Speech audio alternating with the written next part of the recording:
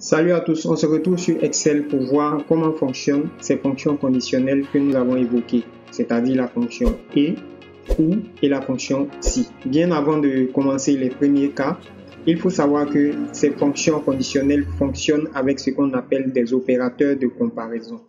Et comme opérateur de comparaison, on peut avoir le signe égal, différent, supérieur, supérieur ou égal, inférieur, inférieur ou égal. Vous pourrez avoir tous ces signes-là sur votre clavier, qu'ils soient AZERTY ou QWERTY. Dans mon cas, j'utilise le clavier QWERTY. Du coup, pour avoir par exemple le signe supérieur, je n'ai qu'à faire la touche Maj ou Shift plus la touche à droite de M. Pour inférieur aussi, je fais de la même manière. Si vous avez un clavier AZERTY, vous pourrez faire la touche Alt et entrer le chiffre 62 pour avoir le signe supérieur. Pour avoir le signe inférieur, vous pouvez faire Alt plus 60. Les fonctions et ou sont des fonctions logiques. Dans ce cas un peu plus simple, essayons de comprendre comment elles fonctionnent.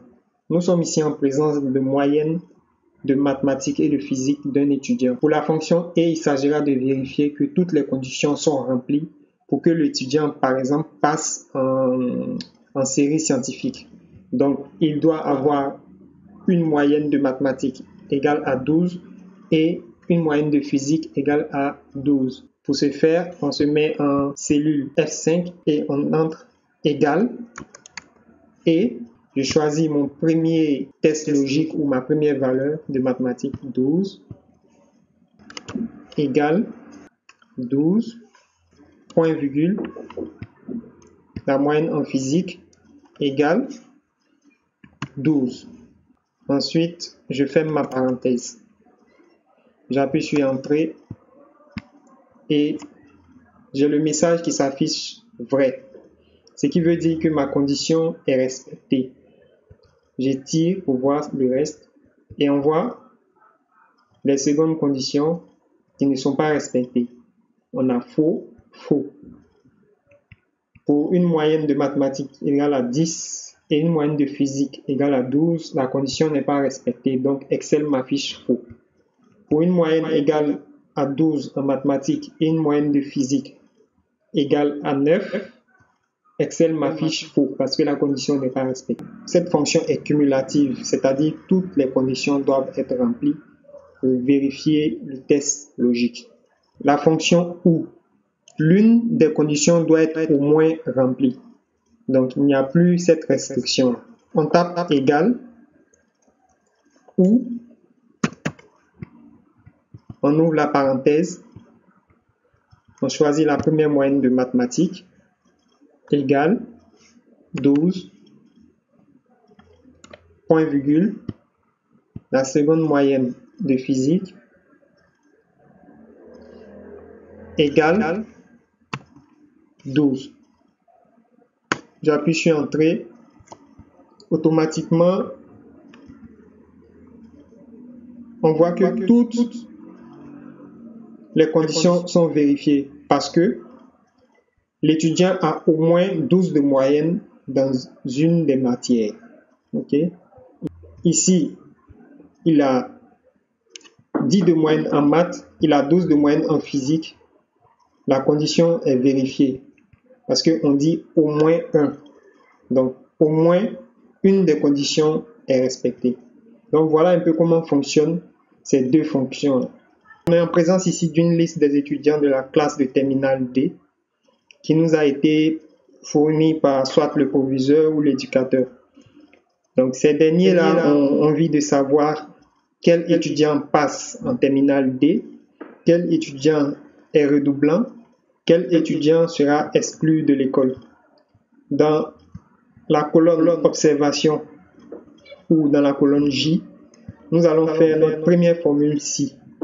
Donc la condition ici sera très simple. Il s'agira de dire que si l'étudiant a une moyenne générale qui est supérieure ou égale à 10, alors il est admis. Si ce n'est pas le cas, alors il est redoublant. Ok?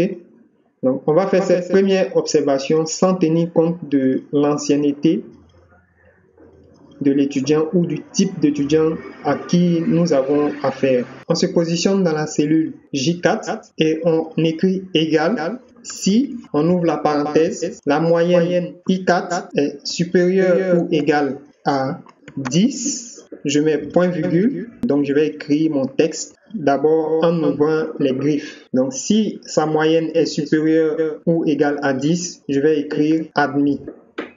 Admis. Sinon, on met encore point virgule, redouble. Donc, il redouble la classe. On ferme avec les griffes, on va fermer la parenthèse. Voilà, on a notre résultat qui est là. On double-clique pour faire la copie automatique. Automatiquement, on a tous nos résultats. On connaît maintenant l'étudiant qui va redoubler, l'étudiant qui sera admis. On a Atsé Julien qui a 9,66 de moyenne, Mamadou qui a 9,99 qui redouble et Thierry Rigobert qui a 5 de moyenne qui redouble. Ça, c'est la première observation. Et dans la deuxième observation que nous allons faire dans la colonne situation, il s'agira ici de tenir compte du type d'étudiant ou de l'ancienneté de l'étudiant pour nous prononcer sur son sort. Si l'étudiant est nouveau, qu'il est admis, il n'y a pas de problème. Mais s'il est ancien et qu'il redouble, il sera normalement exclu de l'école parce qu'on ne peut pas redoubler 2 fois ou 3 fois selon les règles de l'école. Donc, c'est ces conditions-là que nous allons écrire grâce à la fonction si et à la fonction et. Cette imbrication de fonctions nous permettra ici de donner le résultat que nous voulons. On écrit dans la cellule K4 égale si, entre parenthèses, J4 égale admis, alors mon observation sera passe en terminale B.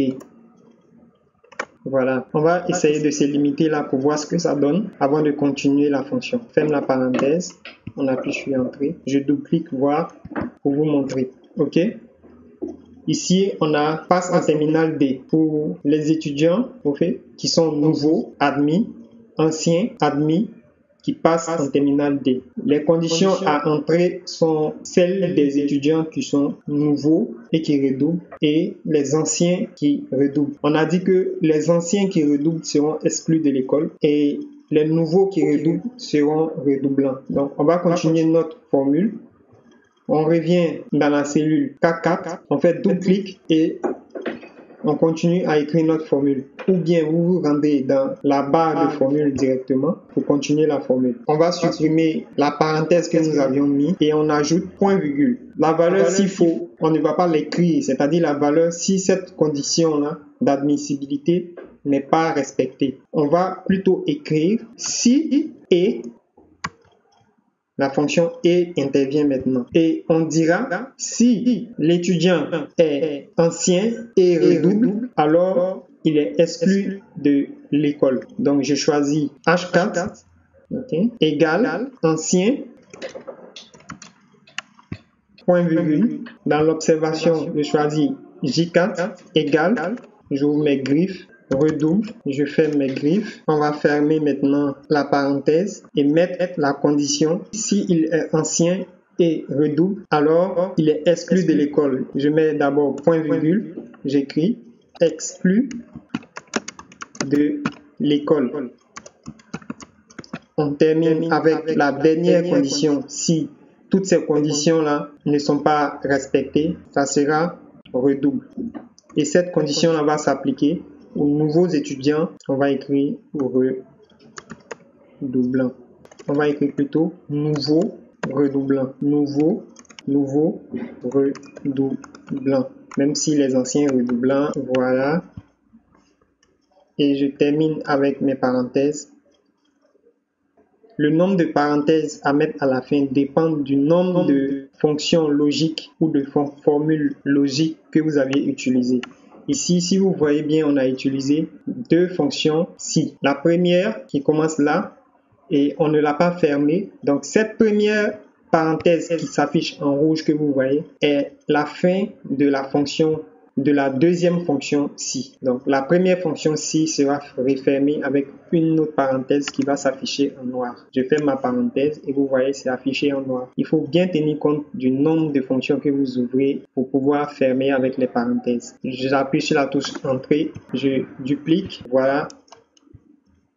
J'ai mon résultat qui s'affiche. On peut vérifier ensemble. Les nouveaux étudiants qui sont admis passent en terminale D. Les anciens étudiants qui sont admis passent en terminale D. C'est normal. Les nouveaux étudiants qui redoublent sont appelés nouveaux redoublants. Les anciens qui redoublent sont exclus de l'école parce qu'on ne peut pas redoubler 2 fois dans le même établissement. Voilà comment fonctionnent les fonctions conditionnelles, et la fonction et ou fonctionne de la même manière. Elles sont imbriquées dans les fonctions si pour pouvoir faire des observations. On passe maintenant au dernier exemple, au dernier cas, et nous allons clore la vidéo. Dans ce cas, nous avons affaire à une facture. En fonction du net commercial que nous aurons, nous allons appliquer des taux de réduction ou des remises commerciales. On va appliquer la fonction si à la facture. On applique un taux de remise de 1,5%. Pour un net commercial supérieur à 1 million de francs, on doit appliquer une remise de 4%. On se met dans notre facture, précisément en F4, pour calculer les montants des biens que nous vendons aux clients. D4 multiplié par le prix unitaire, ce qui nous donne 100 000. On ne se fatigue pas, on tire la fonction jusqu'à F6, automatiquement on a notre résultat. Le sous-total 1, qui est le net commercial, nous donne combien? 895 000. C'est ce chiffre-là que nous allons analyser pour pouvoir appliquer notre remise. La remise vient en réduction du montant commercial d'une facture. On regarde, on voit que nous sommes à 800 000 francs, disons 895 000, et notre condition dit, si le net commercial est compris entre 500 000 et 1 million, alors appliquez un taux de remise de 1,5%. Si ce montant-là est supérieur à 1 million, alors on applique un taux de réduction de 4%. Et on écrit égal, si, on ouvre la parenthèse, on écrit et, on ouvre la parenthèse, et on va écrire ces conditions. C'est-à-dire si le net commercial est compris entre 500 000 et 1 million, donc 500 000 supérieur, on va écrire supérieur